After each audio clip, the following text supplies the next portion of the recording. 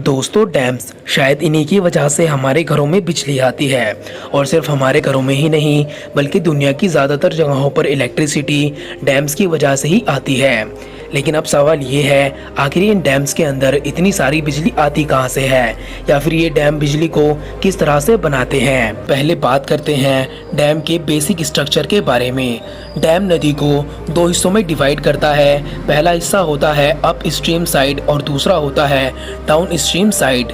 दोस्तों, up stream side वो हिस्सा होता है जहां पर पानी जमा होता है और इसको डैम का रिजर्वोयर भी कहा जाता है। और डाउन स्ट्रीम वो हिस्सा होता है जो कि अप स्ट्रीम के एकदम अपोजिट साइड में होता है, जहां पर डैम अपना पानी रिलीज किया करता है। और दोस्तों, डैम के इस हिस्से को बैरिकेड या फिर डैम वॉल कहा जाता है, जो कि कंक्रीट की बनी होती है। और इस दीवार के ऊपर के हिस्से को क्रेस्ट कहा जाता है, जिसके ऊपर रोड या फिर वॉकवे बनाया जा सकता है। दोस्तों, डैम की अप स्ट्रीम साइड को दो लेवल्स में डिवाइड किया जाता है। पहला लेवल होता है नॉर्मल वाटर लेवल और दूसरा होता है मैक्सिमम वाटर लेवल। दोस्तों, नॉर्मल दिनों में डैम का water level normal water level तक होता है, लेकिन जब बारिश ज़्यादा होती है या फिर कोई नेचुरल क्लाइमिटी आती है तो इसका पानी ज़्यादा हो जाता है और वो फिर मैक्सिमम वाटर लेवल भी क्रॉस कर देता है। इसी वजह से डैम की अप स्ट्रीम साइड में स्पिलवेज को बनाया जाता है, जो कि किसी इनटेक पाइप की शेप में बने होते हैं। और जब डैम का पानी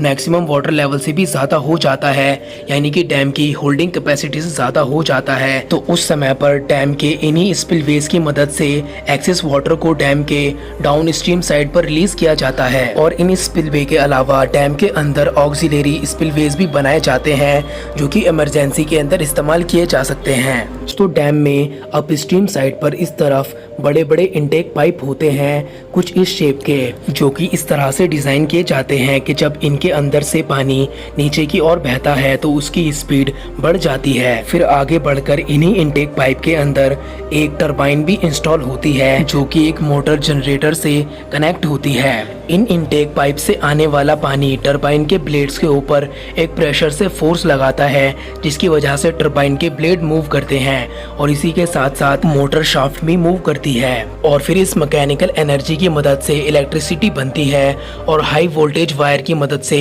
पावर प्लांट के अंदर ट्रांसफर की जाती है।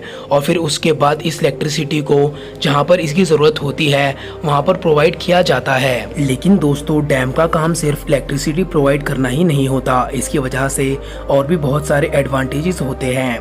डैम बनाने से फ्लड कंट्रोल होता है और हाइड्रो पावर इलेक्ट्रिसिटी तो मिलती ही है। इसी के साथ साथ डैम की वजह से इरिगेशन फैसिलिटी भी इंक्रीज होती है और डैम की वजह से पानी पीने के लिए और इंडस्ट्रियल यूज के लिए वहां पर उपलब्ध कराया जा सकता है। डैम्स बनाने से और उसको मेंटेन करने से एम्प्लॉयमेंट जनरेट होती है और डैम्स की वजह से टूरिज्म के अंदर भी इंक्रीजमेंट देखा जा सकता है।